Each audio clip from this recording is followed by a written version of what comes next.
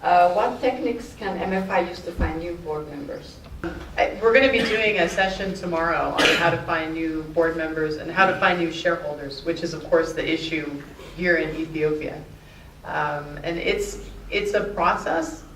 I think approaching it as a process and getting some sort of a committee on the board who can work on that on a regular basis to cultivate people, because you need to, when you're looking for an investor, you don't just walk up to somebody and say, hey, do you want to invest in my company? You have to find out if they're the kind of person you want on the board. Do they have the right skills and talents? Are they actually interested in microfinance and what you do? Do they care about it?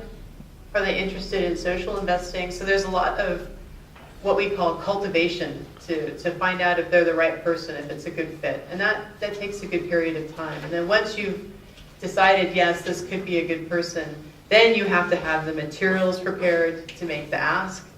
You have to have your proper message prepared, and the board members need to know what to say, because board members are key in this. Board members are investors. They are the best people to talk about your MFI and why to invest in your MFI and why to get involved.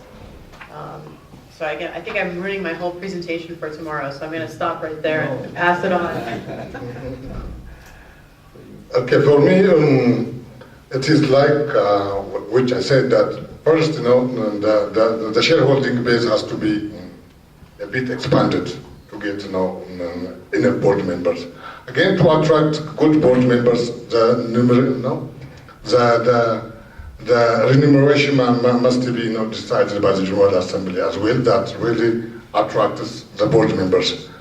From the very nature of the microfinance in Ethiopia, we are much socially oriented, because it is from the NGO that we have been derived to be an organization. It was actually development agenda that we are working most. And also on whatever is the type of the microfinance, in Ethiopia, mostly, and except one microfinance that has a business model, we most are really the microfinances were born, established for the purpose of this development agenda. Therefore, on this issue, it might be, difficult to attract, very capable, interested, committed board members to the boards. Really, what an experience we have from my organization, the board members were really in the NGO, in the mother NGO. When they leave that organization completely, they forget the microfinance. Even they forget that they have a share in it. Therefore, to do that, maybe the remuneration might be one of the issue, as well sharing the strategic direction, the mission, the vision, and for the purpose that organization had been established. If it is, inculcated in the minds of the whole shareholders, then people might be interested to join the board. Otherwise, still, it will be an outstanding issue. It was still an outstanding issue for my organization to have enough board members, as well very interested board members. It remains as an outstanding issue. We are looking after it, and maybe after this meeting, I will have a discussion with my colleague. Thank you.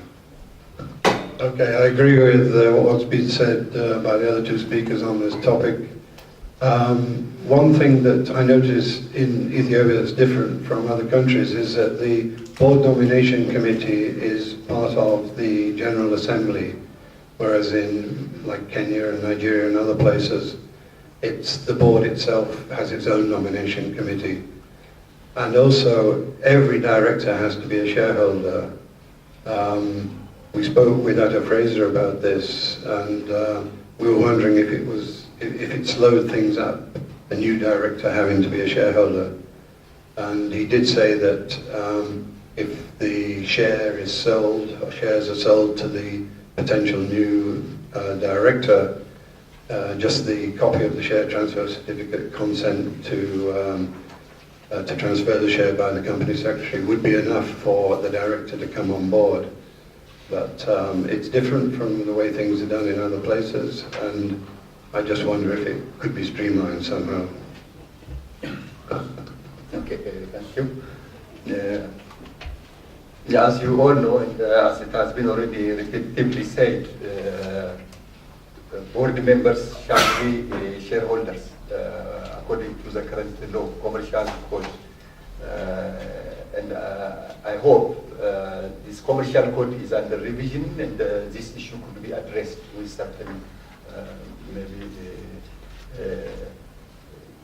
certain restrictions, limiting the number of non-executive directors or advisory boards that can be enrolled without being a shareholder. Maybe to add on the issues that are already mentioned, to attract new board members, the profile of the MFI is critical. The board members have fiduciary responsibilities that they have to fulfill. They are legally accountable on the performance of the MFI. So they don't want to associate themselves to the MFI that is not performing well.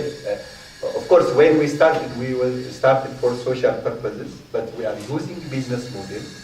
So the MFI, to attract new board members, it has to build a good profile, that attracts the board members.